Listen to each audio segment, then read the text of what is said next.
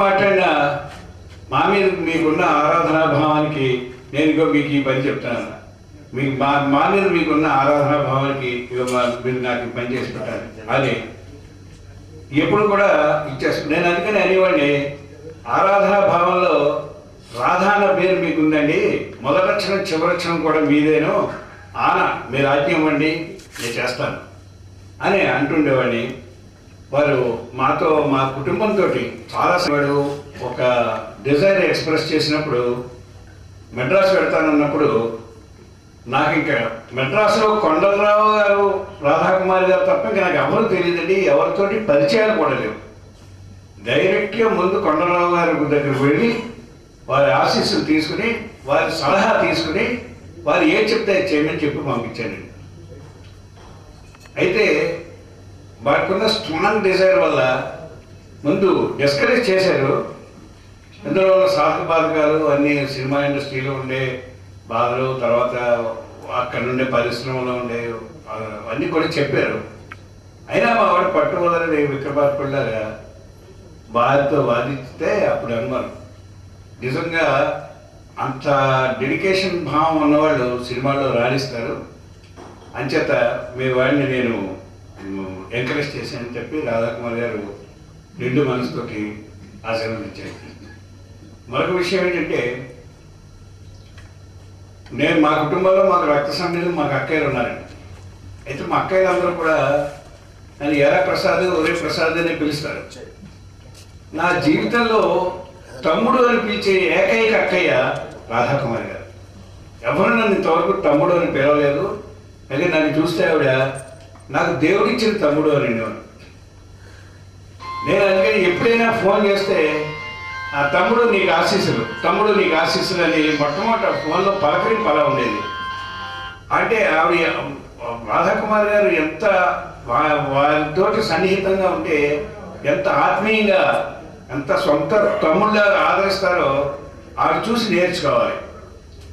అలాగే నన్ను తమ్ముడు అనడమే కాదు, సినిమా ఛాన్సుల కోసం కానీ నాటకాలలో వేషాలు వేద్దామని కానీ ఎవరైనా కొండలరావు గారిని రాధాకుమారి గారిని ఆశ్రయిస్తే వారు ఎంకరేజ్ చేయడమే కాదు, ఆశ్రయించి భోజనం కూడా పెట్టి, అంత మహానగరం మెడ్రాస్ నగరంలో దిక్కు దేవాడని తెలియ నగరంలో వీరిద్దరి వారికి ఆశ్రయం కల్పించేవారు. ఎంతమందిలో అలా నాకు చాలా మంది తెలుసండి. రత్నాకర్ ఒక అతను ఉన్నాడు, అతన్ని కూడా సొంత తమ్ముళ్ళు ఆదరించారు. ఎవరైనా సరే రాధాకుమార్ గారు చేస్తే ఒక పెద్ద అక్కయ్యగా, మీరు చెప్పినట్టు ఒక తల్లిగా. అందుకని వారికి ఈవేళ నివాళులు అర్పించడం అంటే నాకు ఎంతో చాలా బాధ వేస్తుంది. ఏంటంటే మాకు ఆవిడ, మేము ఎప్పుడైనా ఏదైనా ప్రోగ్రామ్స్ వేసుకుంటే ఆవిడ తమ్ముడు బాగా ప్రోగ్రాం రావాలి, మనం ఇలా చేయాలి అని మొట్టమొదటి మాకే ఫోన్ చేస్తుండేవారు. మేము ఏదో విధంగా వారి యొక్క ఆశయాల్ని నెరవేర్చడానికే ప్రయత్నించేవాడు. అయితే రాధాకుమారి గారికి రాఘకొండరావు మీద నేను పంచరత్నాలు రాసేవాడు. కానీ ఈవేళ నేను ఒక చిన్న పద్యం వారి మీద అభిమానం కొద్ది. రాధాకుమారి గారి అసాధారణ నటన చూపే సామాన్య ప్రజలు మేధావుల మెచ్చింది, బాధాకరం ఆమె దివికి పైన ఒకటని. ఆవిడ దివికి పైన అవ్వడం చాలా బాధాకరం. ఆవిడ ఆత్మీయ శాంతి కలగాలని భగవంతుడు ఆ పైనుంచి ఆవిడ ఆశీస్సులు మనందరికీ లభించాలని కోరుతూ నేను సెలవు తీసుకుంటున్నాను. ప్రవేశించినప్పుడు అక్కడ ఒక ఆయుష్ హోమం లాంటి ఒక జరుగుతూ ఉండేది. ముఖ్యంగా కొడా రమణమూర్తి గారు, రాధాకుమారి గారు తండ్రి గారు, ఆయనతో నాకు చాలా సన్నిహితం, ఎప్పుడు నా దగ్గర వస్తూ ఉండేవారు. ఈ రకంగా కుటుంబ సభ్యులు అందరితోటి కూడా నాకు సాధించి ఉన్నప్పటికీ కూడా వీరు హైదరాబాద్లో షిఫ్ట్ అయిన తర్వాత ఒక్కసారి మాత్రం ఇంటికి వెళ్ళి కొండలరావు గారిని రాధాకుమార్ గారిని కలుసుకున్నాను. ఒక 4 నెలలు 5 నెలల క్రితం.